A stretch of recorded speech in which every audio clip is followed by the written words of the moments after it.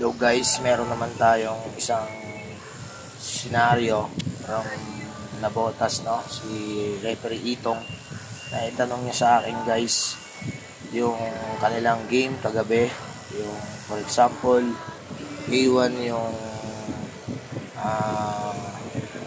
depensa, then yung B1 yung A1 yung offensive player, team B yung B1 yung depensa. Ano nangyari guys, penalty na yung team B.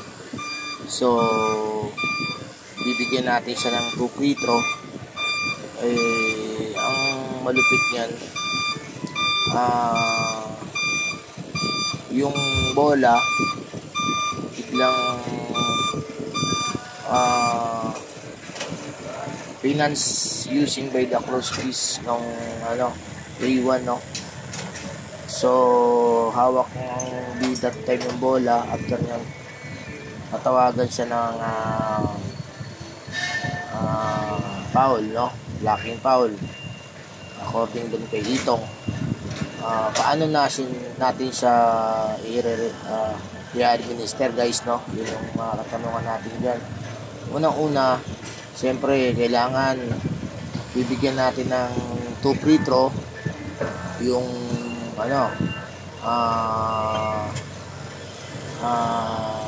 team A, no? Kasi penalty na yung team B. So ang malupit lang doon, yung A yung nag-react, kaya bibigyan din natin ng kaakibat na penalty, no? So dahil lamang naman sila ng 13 ng pagkabanggit ng isang referee natin from Nabotas, kaya papasok natin siya sa management, no? For me, ito sa rules kasi natin, yung bola yung binigyan na malakas na parang na rin yun, snatching the ball kasi yan, parang ganyan. Ngayon nga lang, close piece yung ginamit niya, umangat yung bola. So magagalit talaga yung may hawak niya, no? May possibility pa yan na maasar o makapag-away. So dahil nga lamang din naman yung yung isang team, pwede natin siyang bigyan ng siguro more than unsportsmanlike foul, disqualifying foul, yun ang kanilang tinawag. So ang mangyari, bibigyan natin after ng 2 free throw, dahil penalty na yung team B, babalik naman sa yung dahil nga ang mangyayari, kung sino yung involved na kung isa lang yung player na involved dyan, mga kapitos, i-upgrade na lang natin yun sa disqualifying, no?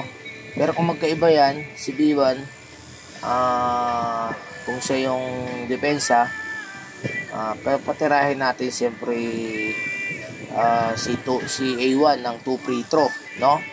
So after 2 free throw, dahil nga involved din si A1 yun sa suntok niya ng bola dun kay B1, maaari siyang ma-disqualify, no? So 2 free throw ang igagawad natin sa team B, tas ball possession. So ang resumption yan guys, after 2 free throw without jumper ng team A, then babalik tayo sa 2 free throw ng team B plus ball possession dun sa ginawa ni A1.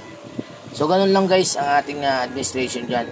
I hope may nakuha po kayo na konting tip o aral sa ating sitwasyon ng Nabotas. Thank you very much. God bless you all. Bye bye.